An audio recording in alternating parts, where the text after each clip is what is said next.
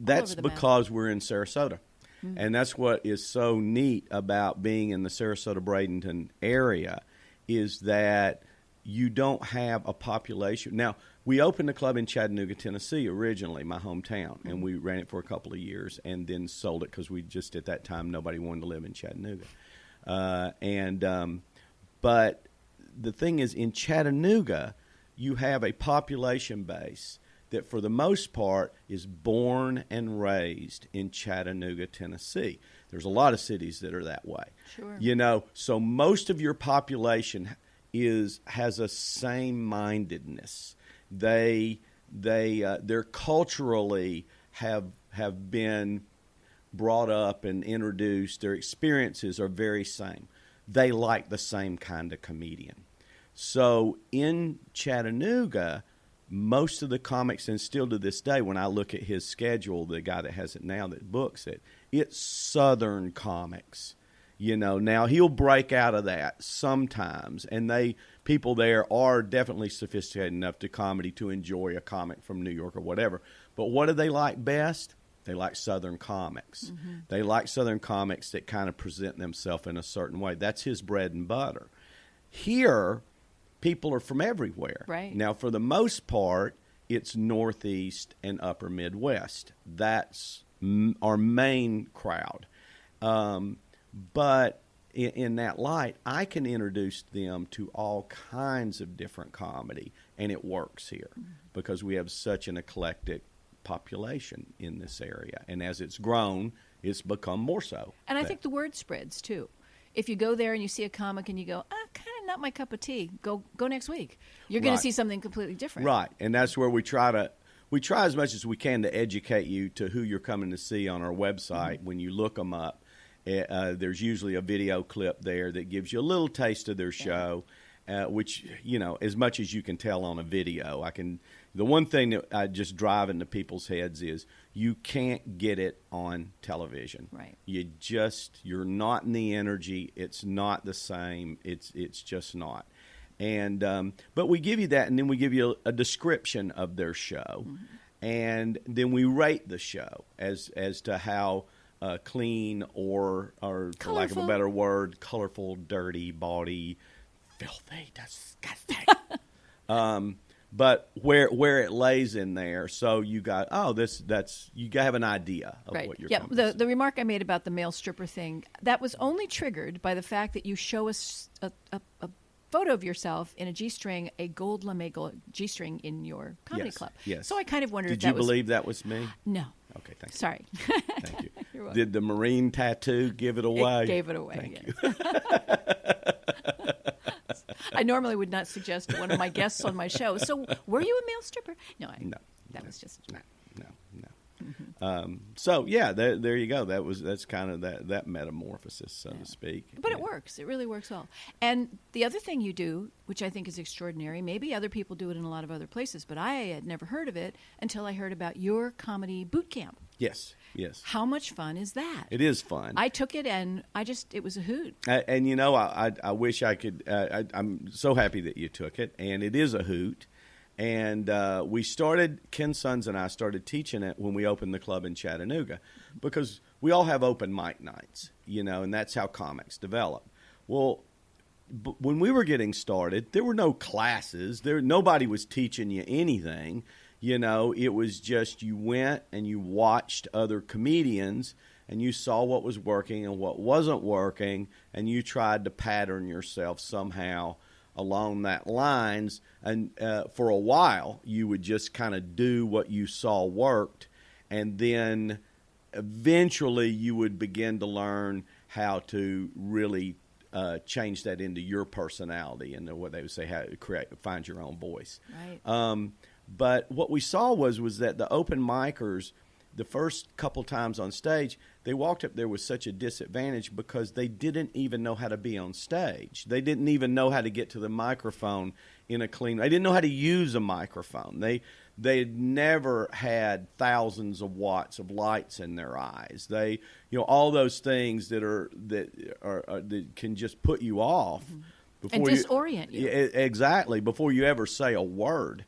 And so we thought, well, let's at least do. We did them as just open workshops in the beginning for any of the open micers before they went up, just to get them to where they could walk to the microphone and look like they knew what the hell they were doing, like they belonged there. Exactly, and then just some real basic tips on how to open your, like we do, how to open your show correctly and that sort of thing, and what is a joke, and what is the pattern of that. So that morphed into the classes, and I think we figured over the years we've had about 4,000 Wow. go through the classes. And what I love That's about that, Jeannie, is that most of those people live here, most of them.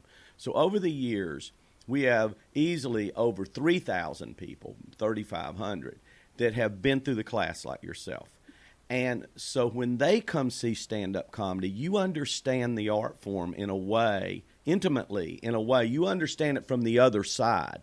You understand how difficult it is, how time-consuming it is, how precise it is. That there's a clock counting down that you're watching. That's the audience right. Can't That's see. right. You understand that all those moments that the comic does something that looks so organic and so off the cuff is not. It is super planned, right down to the moment and the word, and so structured. Well, we have thousands of people in this community that understand that, and I always know that the 3,000 or so people all have 10 friends for the most part that they're good friends with, that they've told that to. So it just gives you a much more sophisticated audience. Oh, I agree. In town. I agree. Mm-hmm. And I've seen, we lived in Las Vegas for 15 years. Yes. We saw a lot of stand-up comedy. We saw a lot of comedians come and go, men, women, young, old, everything in between. And we enjoyed it. We enjoyed going to the comedy clubs back then. But I didn't enjoy it any more than the ones that I've seen at your shop. Oh, no, so. Definitely. It's the best of the best here. I mean, we truly have become one of the best comedy clubs in the world.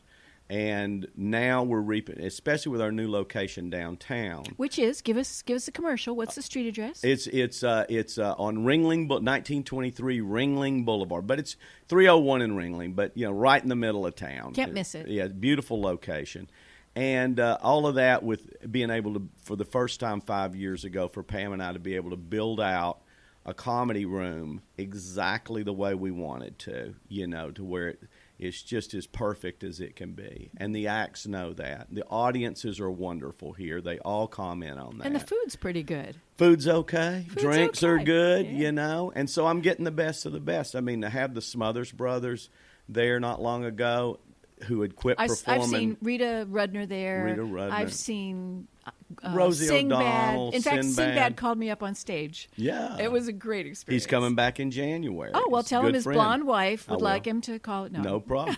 Louis C.K. just recently, you know, and so there are those celebrities out, and when you see a celebrity on our stage, it's a recognizable name like that, like a Kevin Nealon or Rosie O'Donnell or whatever. Realize they're not playing 40 weeks of comedy clubs a year. They're playing 12, maybe 15. They're picking those clubs. So, we're really blessed that we've created an environment here where they love to be here. And I think you've discovered, well, you probably haven't discovered them, but you've helped us discover comedians we would never have heard of otherwise. Mr. Showtime. Oh, sure. He came out with that tie and that hair, and I thought, yeah. this guy's going to be He's a awesome. doofus. And he turned out to be hilarious and brilliant and funny and incredible timing. He's incredible. Orny Adams, who was just here, is amazing and pretty well known, but not a household name by any means. And John DeCroista, am I pronouncing his name right? DeCroista. Oh, my gosh. He hurt us. He made us laugh so hard. My face was sore for 2 days. John DeCroista and Dale Jones are two names that I go, these guys get standing ovations. Orny did. Almost every show. They just don't have a lot of television, so that you just... I hear him on Sirius Radio. That's in my car. Well, that's the thing about stand-up comedy. People ask me, who do you think's the funniest? And I said, John DeCroista, Dale. I'm going to name you names of people you never heard of, as much as the others that you have heard of. But the thing is that there are a lot of very talented artists out there in every field that are amazing. They're just as talented as the celebrities in every field. They just never got on television. Mm-hmm. Or they don't have that. They don't have that desire to be in that venue. They love it live. They love the energy. They love the live audience. Oh, well, that's it. I mean, for whatever reason. I mean, is that we put stock into the fact that what's on the magic box. What is in the magic box? What's on the film screen? What's in our television? That's where we put our value. We still do. It's amazing to me that we still do that, because nowadays we know everything about the inner workings of how television works, how film works, how those things are. We see the back. It's not secret anymore. It's not magic anymore. We see the man behind the curtain. But it still is, Jeannie. It still is. I mean, I do this little show here in town, that Suncoast View, on ABC7, and it's local, and it's a great little show, and I'm on. But people will come to me on the streets, and they will look at me like I'm on a national Oh my God, we saw you on the thing on ABC. Television. I said, do you know it's right around the corner?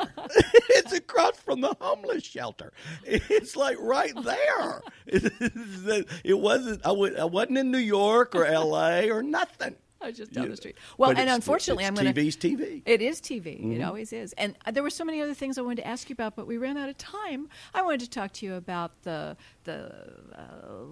special Olafix. I wanted to talk to you about... You can ask me anything you want. You can use it later if you want. Do. It's your time. Well, we will bring you back. Okay. Maybe we can steal another half hour of your day someday. You can. To all of you out there in the sound of my voice, go to McCurdy's Comedy Theater. It is fantastic, and it's called a comedy theater for a reason I'll let Les explain to you when you get there. Yes. Another thing that makes it distinctly, uniquely fantastic.